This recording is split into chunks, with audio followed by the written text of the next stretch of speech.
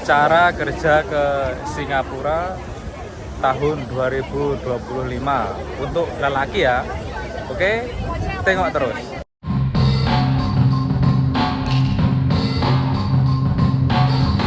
Assalamualaikum warahmatullahi wabarakatuh dan salam sejahtera untuk kita semua. Oke teman-teman, kembali lagi bersama saya Rudi di channel Rudi Mavik TV.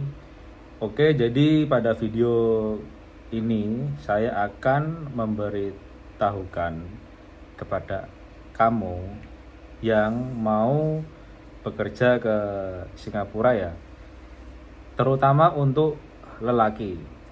Oke,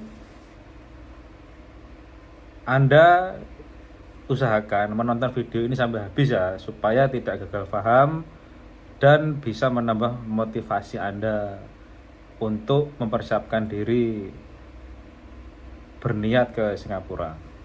Oke, yang pertama sekali Anda kena ingat, Singapura adalah negara maju. Oke, negara maju. Walaupun jarak dari Indonesia ke Singapura itu dekat, tapi semua sudah beda sistem ya.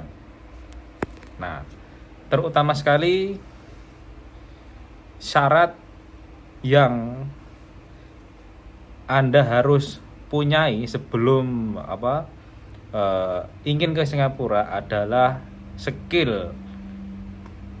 Jadi kalau saya bicara untuk lelaki, itu memang susah ya.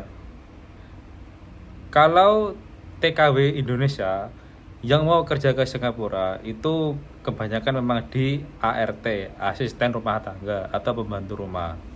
Tapi kalau lelaki hanya ada dua saja caranya yang untuk niat bekerja ya. Satu itu di kapal. Maksudnya kerja di kapal ya. Entah kapal tanker, kapal batu bara, kapal oil and gas, ataupun kapal pesiar. Karena ingat, banyak kapal itu lalu Selat Melaka kemudian singgah di Singapura ya, pelabuhan Singapura ya. Karena Singapura adalah negara hub atau transit. Oke, itu cara nomor satu. Itu kapal, itu pun susah. Anda harus punya sertifikat di bagian perkapalan. Jadi Singapura saat ini atau sudah lama lah, di kapal ada kualifikasi yang sangat tinggi. Oke, Anda harus betul-betul ada sertifikat dan sudah teruji baru boleh kerja di kapal yang berlabuh di Singapura. Nomor 2, ini yang cara yang nomor 2 ya. Kerja di Singapura untuk lelaki adalah di industri. Karena ingat, Singapura juga mempunyai pabrik yang cukup banyak dan di situ ada lelaki Indonesia yang bisa bekerja di sana. Tapi tidak sembarangan ya. Tidak sembarangan non skill bisa masuk ke sana. Yaitu orang Indonesia yang bisa kerja ke Singapura adalah orang yang mempunyai skill yang sangat tinggi. Mempunyai SDM yang sangat tinggi ya. Jadi siapa yang pandai, siapa yang kompetitif baru bisa kerja ke sana.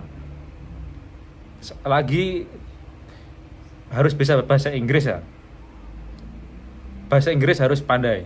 Walaupun tidak perlu 100%, mungkin dalam 70% saja sudah cukup. Dari mendengar sampai berbicara, memahami, kita harus tahu bahasa Inggris 70% saja. Kemudian skill dan mentality bekerja. Kalau Anda mau kerja ke sana, Anda harus mempunyai mentality. Kalau negara yang di sana boleh sebagai produsen, kita juga harus boleh.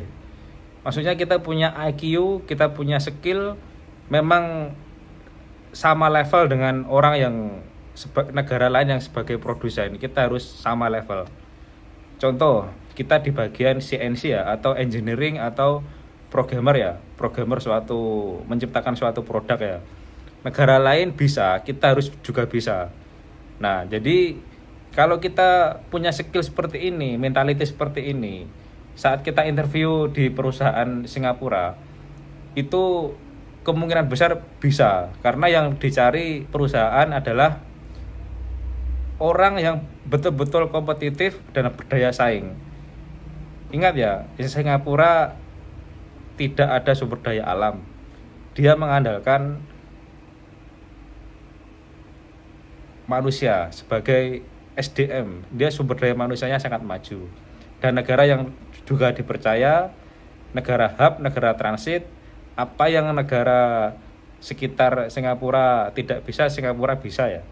Nah, Singapura bisa mencari peluang yang seperti itu. Makanya Singapura pandai, Singapura maju. Singapura mencari celah apa yang negara lain tak buat, Singapura buat. Jadi Anda harus punya mentality seperti itu. Anda harus bisa membuat produk untuk dijual kembali. Nah, jadi semuanya hanya ada dua saja, saya ulangi, di kapal atau di perusahaan. Tapi syaratnya semua harus kompetitif, berdaya saing, dan Anda harus pandai. Oke teman-teman, terima kasih sudah menonton. Jangan lupa like dan subscribe ya. Oke, terima kasih. Wassalamualaikum warahmatullahi wabarakatuh.